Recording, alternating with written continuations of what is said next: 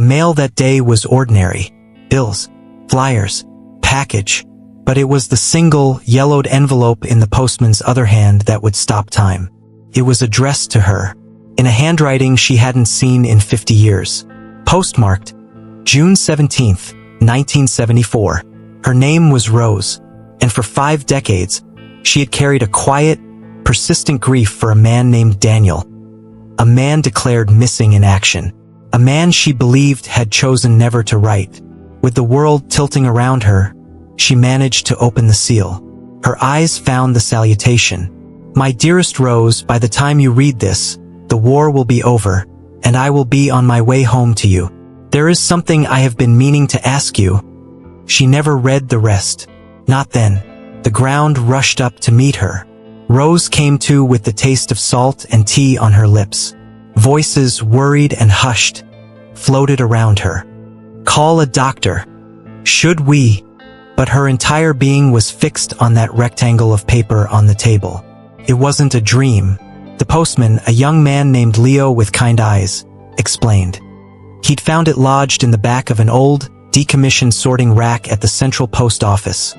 A relic from a bygone era, about to be thrown away. The address was still deliverable. He felt compelled to bring it himself. Once everyone left, insisting she rest, a profound silence settled in the house. The clock ticked. Rain tapped on the pane. Rose picked up the letter, its paper whispering with the fragility of a dried flower. She couldn't read it yet.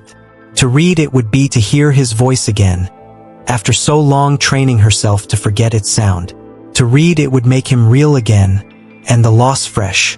Her eyes drifted to the mantelpiece, to a photograph of a man with a steady gaze and a gentle smile. Daniel. Her Daniel. The boy who went to war and never came back. Not officially dead. Just gone. A missing piece of the universe. Rose's life was a portrait of quiet solitude. She had married years later to a good man. Kind man. They had shared a life of comfort, but not of wildfire. He had passed a decade ago, and since then, the house had grown larger, the echoes louder. Her children visited. Her grandchildren brought noise and light, but they always left. And in those quiet hours, a memory would sometimes surface. Not of her husband, but of a summer breeze from 1973, of the scent of hay and diesel fuel, of a laugh that seemed to come from the sun itself. She would chastise herself. It was a chapter closed. A love for a young woman. Yet, the mystery of his silence was a thorn in her heart.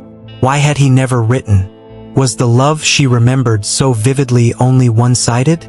Had he found another life, another love, after the war? The not knowing was a special kind of prison.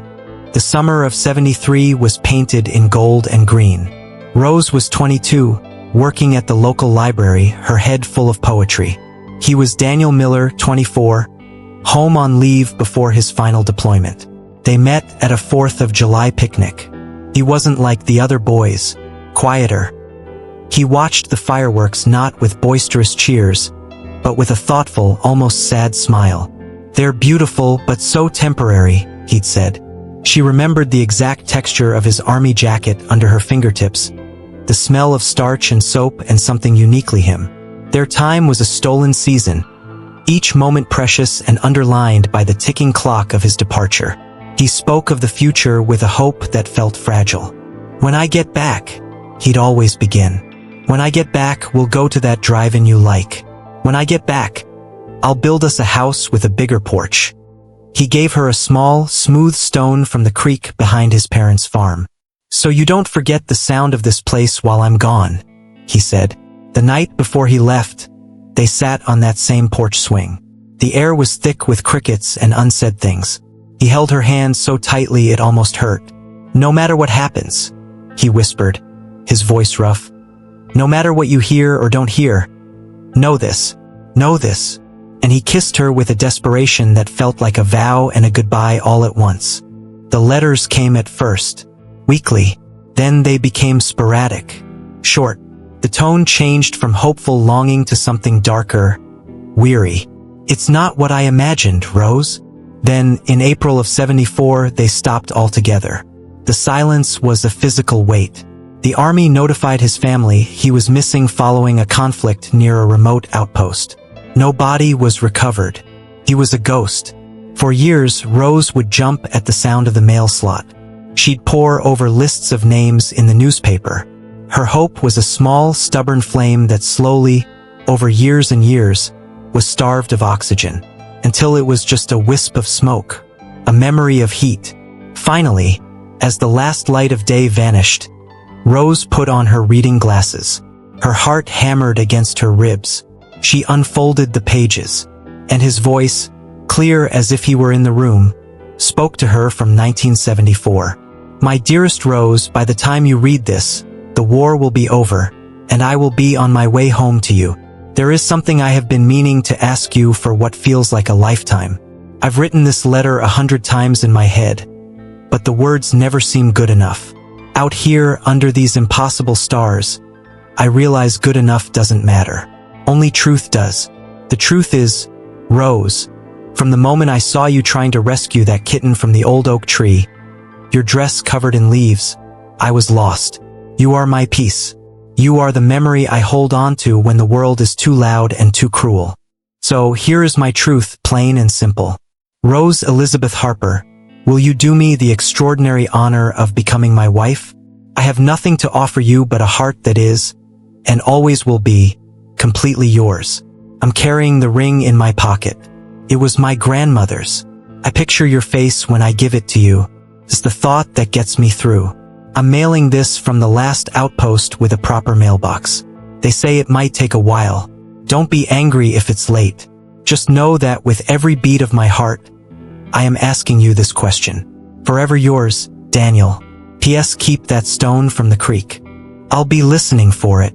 A sob broke from Rose's chest, a release of 50 years of pent-up doubt, anger, and sorrow. He had written. He had loved her. He had wanted a life with her. The silence wasn't a choice. It was a tragedy. The pain was immense, but beneath it was a furious, healing joy. The postscript. Keep that stone. She rushed to her bedroom, to an old wooden box at the back of her closet.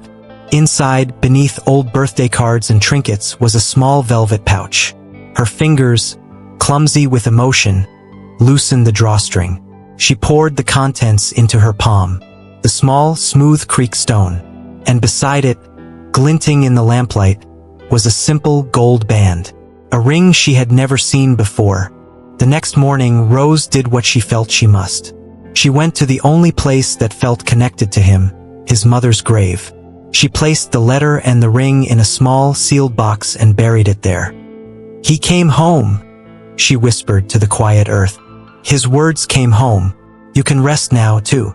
She then visited the post office, not to send mail, but to find Leo.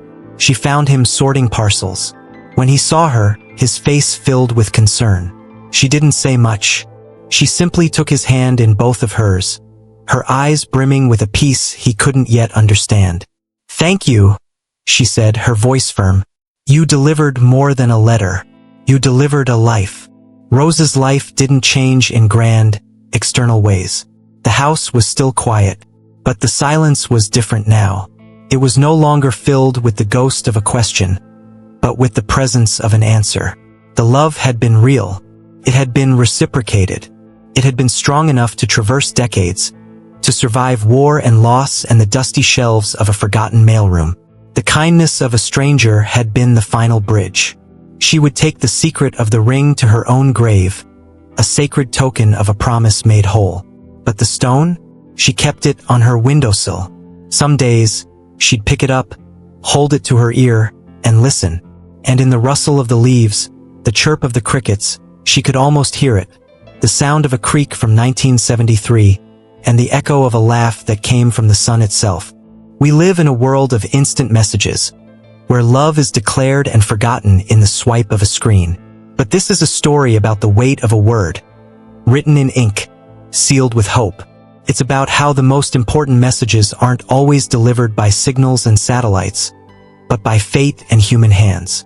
It's a reminder that no act of kindness, no matter how small, like saving a letter from the trash, is ever wasted. For Leo, it was a curious task. For Rose, it was the closing of a circle that had been broken for half a century. It was the proof that some loves are not ended by time or distance. They are merely waiting for the right messenger.